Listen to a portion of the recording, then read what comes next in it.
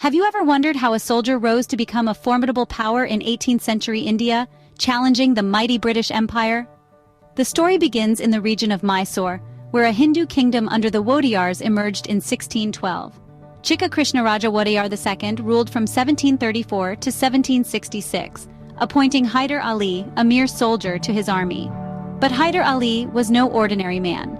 His exceptional administrative skills and military tactics soon made him the de facto ruler of Mysore. The second half of the 18th century saw Mysore emerge as a power to be reckoned with under Haider Ali's leadership. Born into obscurity, Haider Ali began his career as a horseman in the Mysore army. Uneducated yet intellectual, he was both a diplomatic and military genius.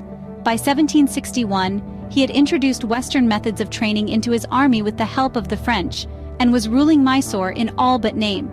But his rise to power was not without its challenges. The Marathas under Madhavrao attacked Mysore, defeating Haider Ali multiple times.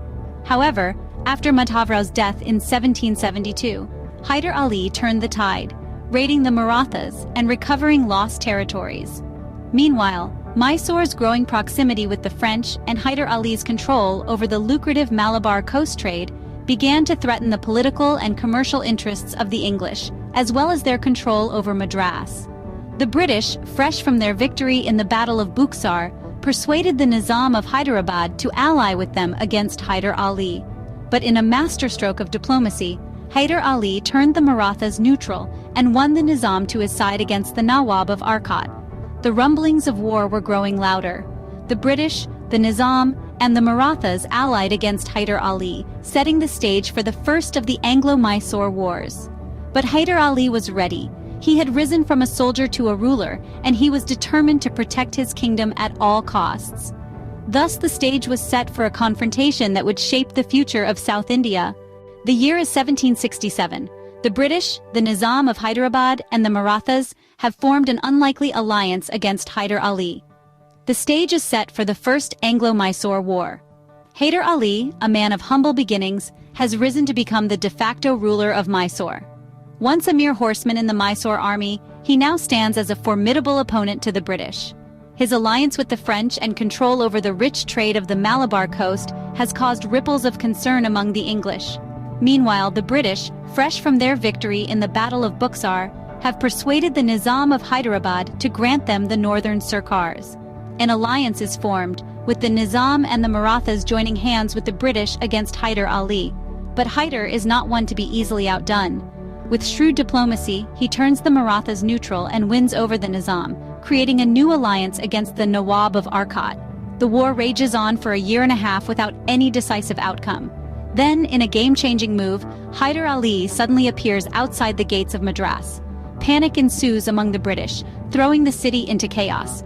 With the situation spiraling out of control, the British are forced to negotiate a treaty with Haider Ali. On the 4th of April 1769, the Treaty of Madras is signed. According to the treaty, prisoners of war and conquered territories are to be exchanged. Moreover, the British promise to aid Haider Ali if he is attacked by any other power. But as we will see, this treaty is nothing more than a temporary reprieve. The storm of the Second Anglo-Mysore War is already brewing on the horizon. The Treaty of Madras, however, was just the calm before the storm. The British failure to adhere to the Treaty of Madras was the spark that ignited the Second Anglo-Mysore War. The background to this conflict was steeped in broken promises and shifting allegiances.